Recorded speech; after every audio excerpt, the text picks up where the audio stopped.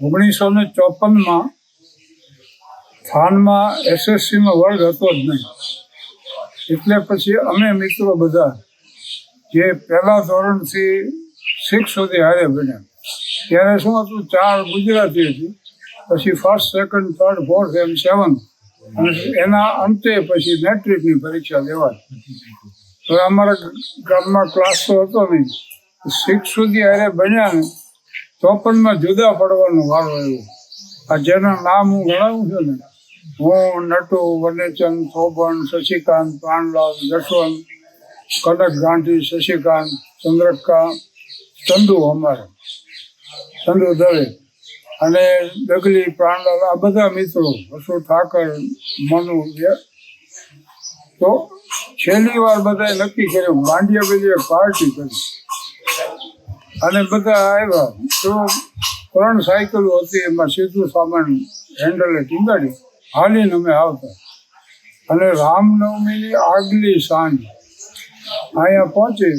અત્યારે તો આ આખી જગ્યામાં ઘણો વિકાસ થઈ ગયો.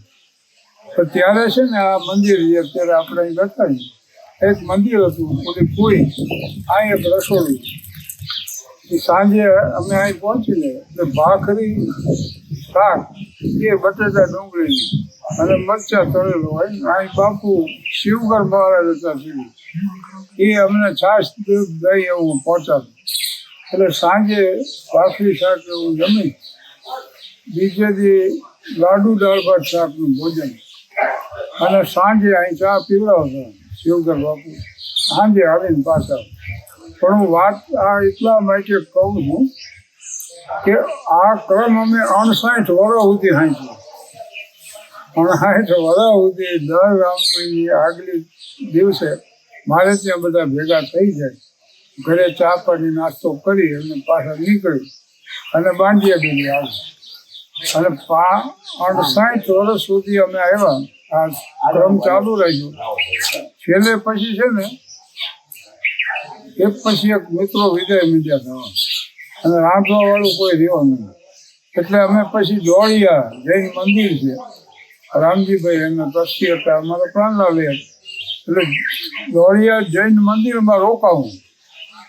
અમારો ચા પાણી નાસ્તો ભોજન બધી વ્યવસ્થા અહીંયા થઈ જાય. એટલે અહીંયા થોડાક વર્ષથી છેલ્લે રાજ સૌભાગ્ય આશ્રમમાં 2 વર્ષ, અને 68 વર્ષ સુધી આ પ્રવૃત્તિ ચાલુ રાખી અમે બાંડિયા બેલી આવ્યા. છેલ્લે આ સ્થાન એટલે કેટલાય સંસ્મરણો. શાહબુદ્દીન રાઠોડનો હાસ્ય વરઘોડો, એનું શૂટિંગ અહીં થયું. મોરદ શોટ અભિનય સમ્રાટ ઉપેન્દ્ર ત્રિવેદી આપ્યો. રામજી વાણિયા, રજનીકુમાર પંડ્યા, ભરત યાજ્ઞિક, બાબુ કાકા, આ બધા હાજર હતા. વજુભાઈ વાળા સાહેબે હાજરી આપી હતી. 300 જેટલા અમારા કલાકાર મિત્રો સંબંધિત થયો. અહીં ફિલ્મનું શૂટિંગ કર્યું. અને છેલ્લે છે ને શશિકાંત, હું અને રતિલાલ 3 મિત્રો વૈજ્ઞાન અહીં આવ્યા. અમે લાડુ ઘરેથી બનાવીને લાવ્યા. અહીં પ્રસાદ ધરાવ્યો ભાંડિયાબેરી દાદા. આ નાગ પ્રદેશ છે, મોડીમાં માંડવરાઈ, સ્થાનમાં વાસુકી, અહીંયા બાંડિયાબેરી દીધું. એટલે અહીંયા આવી પ્રસાદ ધરાવી અમારા દિવંગત મિત્રોને શ્રદ્ધાંજલિ આપી. માર્ગ બદલાતો ગયો અને સાથીઓ ભરતા ગયા. એક પાછળ એક સગડા શૂન્યમાં ભરતા ગયા. સાથે બેસી જિંદગીના જામ પીનારા સૌ મોતના ઘેરા નશામાં ચૂર થઈ જતા ગયા. એટલે ભણતા ત્યારે 25 ડિસેમ્બરે અહીંયા આવતા. પછી હું હેડમાસ્ટર થયો ત્યારે પરંપરા ચાલુ રાખી. મિત્રો એ અમે રામનવમી રાખી. પણ આ સ્થાનક અરે ભેગું જાંબુડાનું અહીંયા કુંડ છે, અને કેવડાના વૃક્ષો ક્યાંય તમને જોવા ન મળે. પીળા સલ્પો એના કેવડામાં રહેના. આ એક કુઈ છે, ગમે એવા દુકાળ પડ્યા છે ને તો અહીં પાણી નથી પીતું. એવી એનું છે. હવાના પોરમાં 50 મોર જોવા મળે. આ વહેલા એ કલબલાટ કરી મૂકી. અમે રાત અહીં રોકીને હવા જ્યાં પડે રાતો. અને હવે ગાંઠ જંગલ સાચું જાય. પક્ષીઓ તરકે ને એના ચરકમાં જે બીજ હોય ને એ પાછા વૃક્ષો થતા જાય.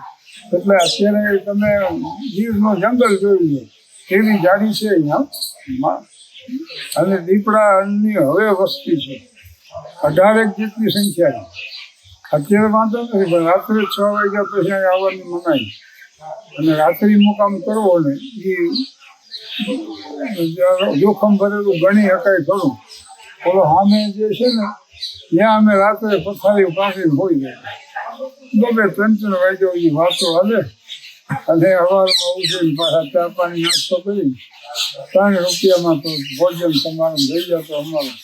અમે નીકળી જતા.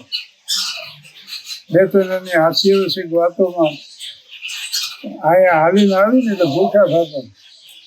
3 ભાખરી ખાધા પછી નટું હજી કે ધોબણને કે હજી 1 ભાખરી આપો.